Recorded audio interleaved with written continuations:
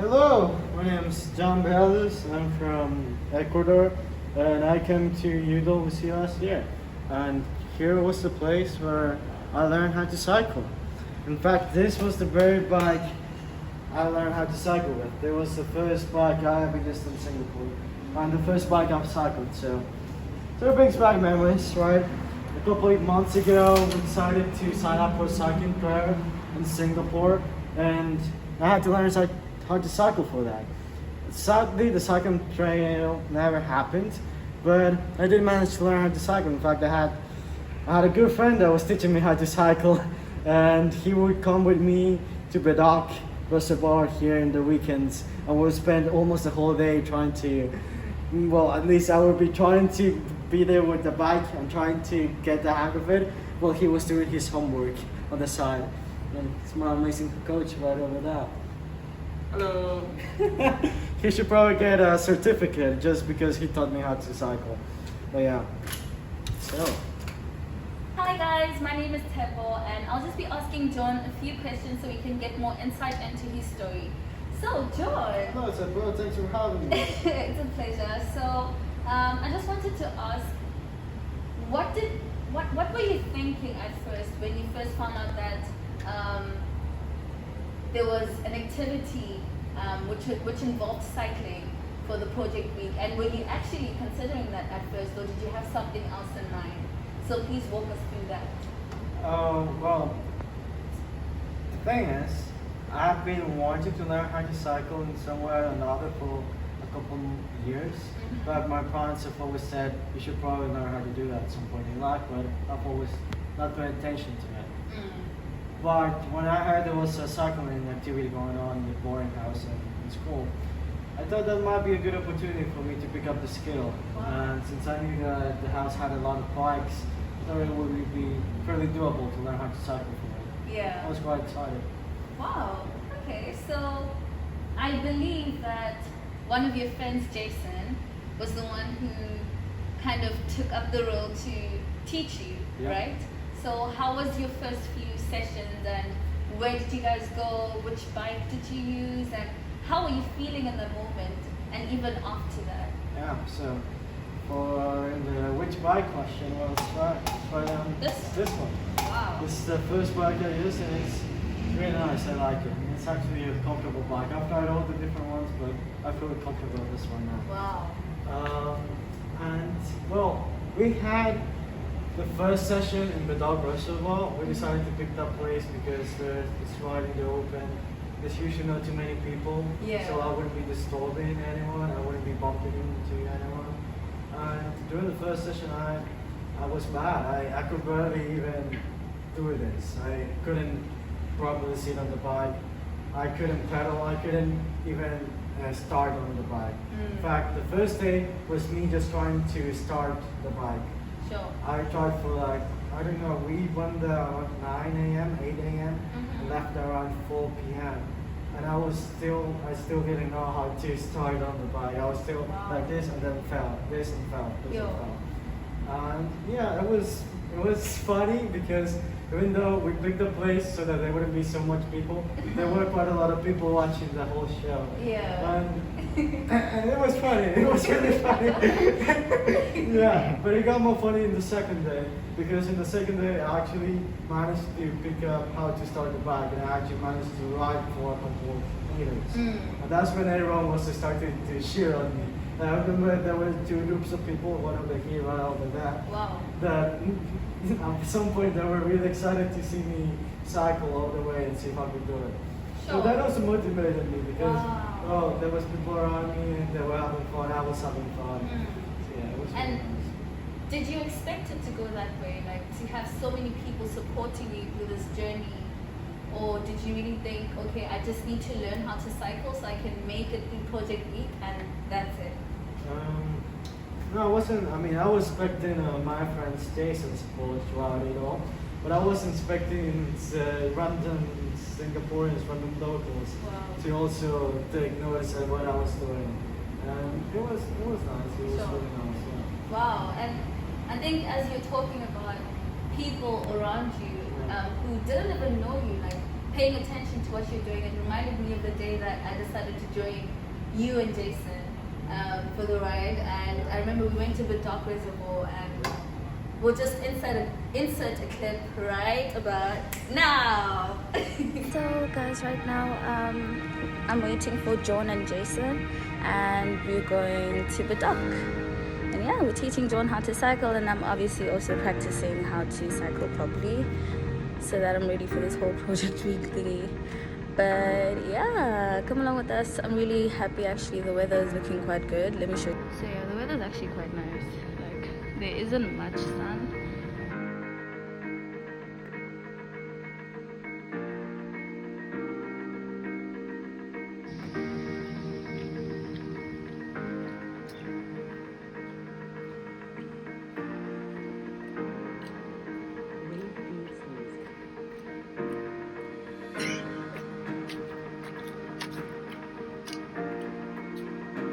Let's go, John! Woo! Yes! That's right! Yeah, man. Bro, you've been missing for like a whole 30 minutes. Well done! Something broke in the bike. I Oh. don't know what happened.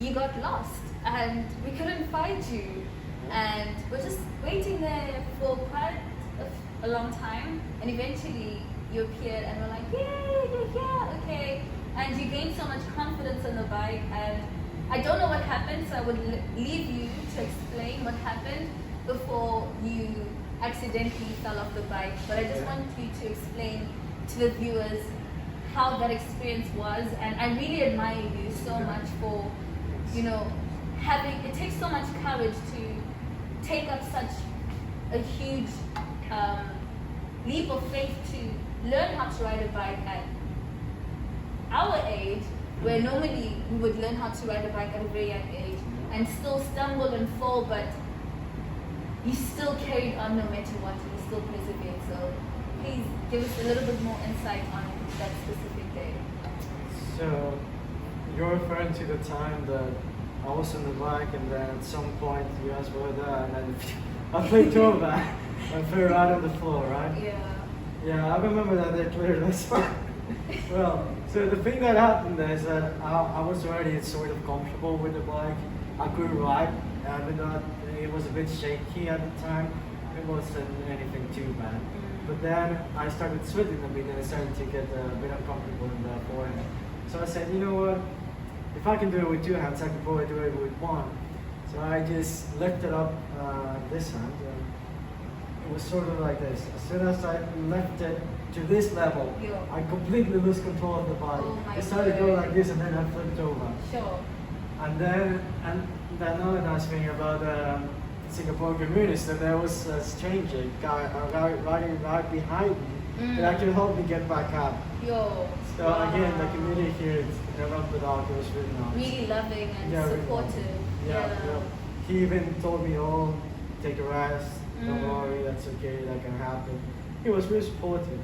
And after that, I didn't try out the hand cycling for too long. but then, I don't know. It's just that I wanted to learn how to cycle. So for me, I knew that I was going to fall over and over. I knew that I was going to struggle. I knew that it wasn't going to be smooth. Sure. I knew that it was going to take time. So I always had that in mind every time I fell and every time I met some obstacle. Yeah. I thought, okay, I can keep improving. One day I'll improve, and one day I'll learn how to cycle properly. And the same thing with the hand. Now I can cycle with one hand Wow. as well. That's Yeah. amazing. Yeah, it lasts for a couple minutes, and then I have to put it back. Yeah. I haven't learned how to cycle without hands yet, but I'm sure Jason can teach me one day as well. But yeah, I just thought of it as part of the process, nothing I didn't expect. so it didn't really hurt me or didn't really demotivate me in any way. Sure. Wow. I think there's a lot that I, as your friend, has learned from your story alone. Just to keep steadfast and persevere to, even the little things that we never thought that we'd be able to do. And I think many people would agree with me. And I heard from a little bird that John has been doing a lot of cycling over the summer, which is really amazing. When I run Changi Airport, all the way back from East Coast Park. Yeah. So, just one closing statement. Where do you see yourself with this new cycling journey? Unto our viewers. Well, I hope that I can use cycling back even when I go to college in the US. I hope to learn a lot more there and to actually use it as a transporting method. And yeah, it's a nice life skill to have. I love it. And if there's something to learn about this, is that if you really want to do something, you have to be aware that the obstacles, the downs are part of the journey. And when something like that happens, you say to yourself, it will get better, I can get better, I can improve, and you will improve. Wow! It will get better, I can get better, and it will improve. That is John's closing statement, and right now we'll have his friend, Jason! My name is Jason, and I'm the guy that I was helping John to learn how to cycle. So I was with him through the whole process. I actually hold the bike for him and all that, up to the time that he managed to cycle by himself. And that kind of observation that I saw from John, it was like, I really admire the guy, the way he was going through the process. He took it as a fun way to learn. He didn't took it as if he fall, he didn't see it as an obstacle. He saw it as a fun thing and all that. And that kind of thing, he sort of built a good resilience through his learning process. And that was really kind of thing that I admire. Yeah, you see. So no matter how many times he bumped into someone, he would stand up, keep going. That was, if it wasn't for that, he wouldn't have learned. I mean, I can teach someone to the extent, but you really need someone to have the passion of learning and all that. So yeah, it was kind of great teaching John. And yeah. And any motivating or any words to encourage someone who is also perhaps thinking of learning how to cycle or taking up a new sport? Any encouraging words from a perspective of someone who would be able to help? I mean, I actually think this applies for anything that you want to learn. It's not just cycling or any sport, or even if it comes to school, right? When you fall, you don't just stay there. You wake up and keep going, and that's the thing that I observed from John, like I said. So that kind of thing help you learn from what you did. Like John said, he tried to cycle with one hand, and at the end of the day, he discovered that maybe I'm not there yet, but I'll be there as soon. And right now, you can cycle with one hand. So it's not really about seeing the obstacle as something that prevents you from going.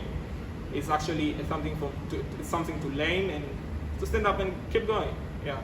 Wow. Thank you. Yeah.